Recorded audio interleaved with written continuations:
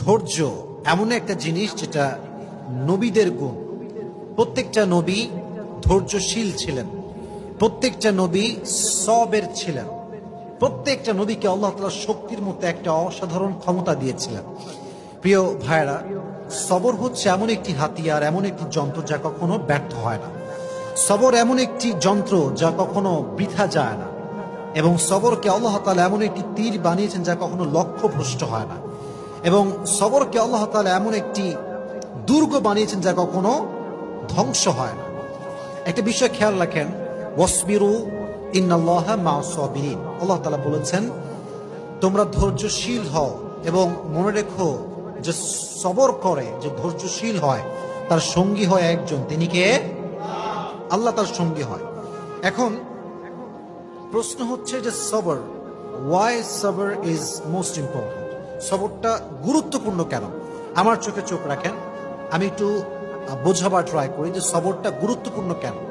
আচ্ছা, একটু ফিল করেন যে আমাদের জীবনে একটা বিপদ আসছে, হয় আমার বাবা মারা গিয়েছে, আমার জব আমি লস করে ফেলেছি, জব হারাই গেছে, অথবা আমার কোনো ইনজুরি হয়েছে, কোথাও আঘাত লেগেছে।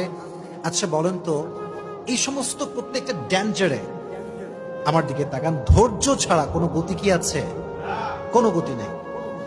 There is no alternative way of sabr. সবরের কোনো প্রকার কোনো বিকল্প রাস্তা নেই। সবর হচ্ছে মুমিনের জীবনের সফলতার সবচেয়ে বড় হাতিয়ার। তবে আমি আজকে আলোচনাটা একটু লম্বা করবো, এই জন্য সবর এটা মেয়েদের জন্য জরুরি, ছেলেদের জন্য জরুরি, সবার জন্য জরুরি। কারণ পরীক্ষা শুধুমাত্র ছেলেদের জীবনই আসে না, মেয়েদের জীবনেও পরীক্ষা আসে না নাই?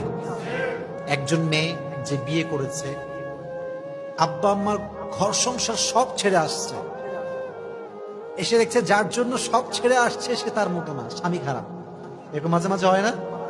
তো এই যে মেয়েটার শ্বশুর বাড়ি খারাপ, শাশুড়ি খারাপ, স্বামী খারাপ, তার জীবনেও সবরের দরকার আছে না নাই?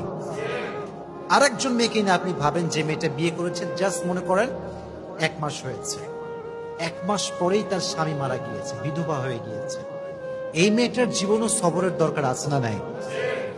তার মানে লাইফের একটু গভীরভাবে ভাবলে বুঝবেন যে লাইফের প্রত্যেকটা স্টেপে স্টেপে ধৈর্যের বিকল্প কোন রাস্তা হতে পারে? You must have to be patient. In every kind of situation, you must have to be patient. যতটা কষ্ট আসুক না কেন, ধৈর্য আমরা হারাবো না। রাজি আছেন তো ইনশাআল্লাহ? আচ্ছা, আমি কোরআন থেকে কিছু এক্সাম্পল দিব ধৈর্য কাকে বলে, নবীদের ধৈর্য কেমন ছিল, এবং আমি হাদিস থেকেও কিছু এক্সাম্পল দিব যে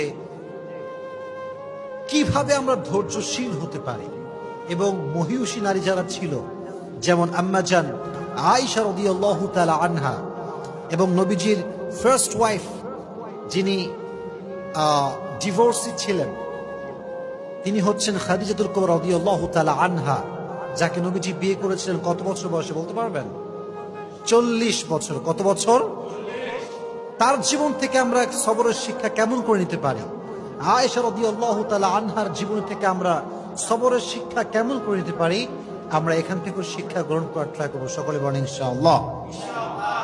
আচ্ছা, ফর এন এক্সাম্পল, মনে করেন কেউ আপনাকে অপবাদ দিয়েছে, আপনি কাজটা করেন নাই, আপনি এই ক্রাইমটা করেন নাই, তাও মানুষ আপনাকে ব্লেম করছে। আপনার কোনো হারাম অ্যাফেয়ার নাই, মানুষ আপনাকে ব্লেম করছে যে আপনার একটা হারাম অ্যাফেয়ার আছে। এটাকে আমরা বাংলাতে বলি অপবাদ। আমরা বলি কি?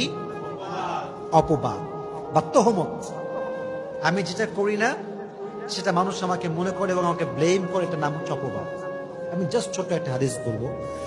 আগে প্রশ্ন করি, নবীজির একজন কুমারী স্ত্রী ছিলেন, যেই একমাত্র স্ত্রী কখনো বিয়ে করেন নাই, তার ডিভোর্স হয়নি, তার স্বামী মারা যায়নি। তার নামটা কি প্রিয় ভাইরা? আয়েশা রাদিয়াল্লাহু তাআলা আনহা। ছোট্ট একটা হাদিস শেয়ার করছে। নবীজির মোট স্ত্রী ছিল কয়জন বলেন তো? 11 জন। জোরে বলেন কয়জন? 11 জন। 11 জন স্ত্রীকে নবীজি ঘুরতে নিয়ে যেতেন। তবে এটা সিস্টেম ছিল, লটারি সিস্টেম। নবীজি একটা বাক্সে সবার নাম লিখে রাখতেন, যার নামটা উঠতো তাকে নবীজি ঘুরতে নিয়ে যেতেন। সুবহানাল্লাহ পড়েন। What an amazing system. যার নাম উঠতো তাকে নবীজি নিয়ে ঘুরতে যেতেন। তো একবার নবীজি লটারি করলেন, একটু মনোযোগ দিয়ে শুনতে হবে।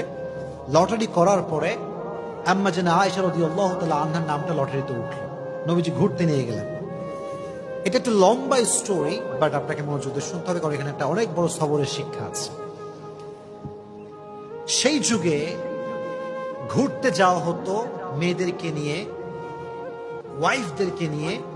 এটাকে বলা হতো হাউদাজ, আমরা বলি এটাকে পালকি। আগের যুগে বিয়ে হতো কিসে করে? পালকিতে করে। হাউদাজ এটাকে আমরা আরবিতে বলি পালকি। পালকিতে চড়ে বিয়ে হতো, হতো না? আগের যুগে এটা সিস্টেম ছিল। তো তখনকার যুগে এভাবে পালকিতে চড়ে ঘুরতে নিয়ে যাওয়া হতো। আম্মা জান আয়েশা রাদিয়াল্লাহু তাআলা আনহাকে পালকিতে চড়ে নিয়ে যাওয়া হচ্ছে ঘোরার জন্য। তো যখন কাম ব্যাক করবে বাসার দিকে, এক্স্যাক্টলি ওই সময় এসে আম্মা জান আয়েশা রাদিয়াল্লাহু তাআলা আনহার প্রকৃতির চাপে